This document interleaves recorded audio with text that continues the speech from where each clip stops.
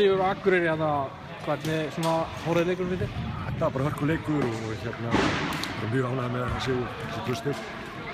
Þetta var barátta frá mínútu 1 eins og þetta. Við þurftum að hafa mjög mikið fyrir þess og bara virkilega þakklátur fyrir að hafa klárað það. Hvað tekur það helst út úr leiknum? Við byrjum þetta svolítið svona í óðagöti.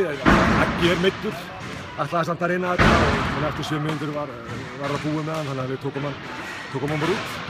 Og við það róaðist leikurinn aðeins. Aggi ætlaði náttúrulega að sýna að hann var í lagi og kannski var svolítið bráður til að byrja með. En lendum þar undir og karakter að svara þessu og komum tilbaka og menn heldur svolítið rót þá. Mjög ánægður með það. Gríðarlega dramatík í lokin, hvað gerist þetta? Þegar við skorum þetta lokamarkana, setjum Agginn á mittana því að þetta var með 2. Aggi klárar þetta, hann svo klikkaður í kæðinu. Ég veit það ekki alveg, við fengum bara gott mark og þeir keyra upp við engan í markinu og sem eðlilegt Sverrir tekur leikli, það átti ekki alveg von á því að þeir myndi nýta sig sem betur við fyrir. 5 stig úr fyrstu 3 leikjunum, ertu sáttur með það? Já, ég er mjög sáttur, ég skal bara alveg viðurkenna það. Við sjáum það, Beggi er frábær 40 mínútur svo fyrir að draga á hann. Hann búinn að vera nýkominn úr aðgerð, þannig að það er eðlilegt. Sindri, Maggi, Aggi, við eigum svolítið í landformulega sér og eftir 40 mínútur í dag vorum við orðnir helviti þreyttir. Þannig að ég er ánægður með það og ég er náttúrulega líka ánægður með það. Í dag setjum við með einn strák úr 3. flokki, Daniel Griffin, sem kemur gríðarlega sterkur inn á flokki. Við erum með Tedda í skyttunni, við erum með Dag á miðjunni, við erum með svo Begga, Grétar og Kára. Ég er bara unga peyja þarna sem er kominn og standa sig bara virkilega vel.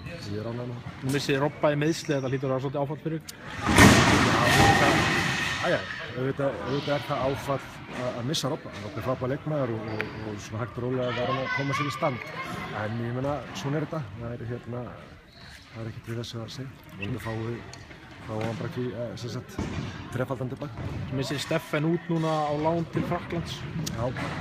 Hvað svona, af hverju gerist það? Missum hann ekki, það að missa eitthvað er svolítið svona, ég veit ekki, svolítið neikvægt. Við bara tókum þessa ákvörðun að gefa hann að tækifæri á því að fara til Frakklands. Þetta er úrvalsdeild í Frakklandi, það er hann að spila í einna bestu deildum í heimi og mér fannst bara ekki bara réttlætanlegt, við vorum fyrstur að þessu og mér fannst bara ekki hans vegna að vera réttlætanlegt að gefa honum ekki tækifæri á þessu. Við bara treystum Kolla og ungum markmanni sem heitir Andri Ísak mikið efni og við treystum honum fyllilega til þess að koma inn í þetta og standa í þessu. Takk fyrir.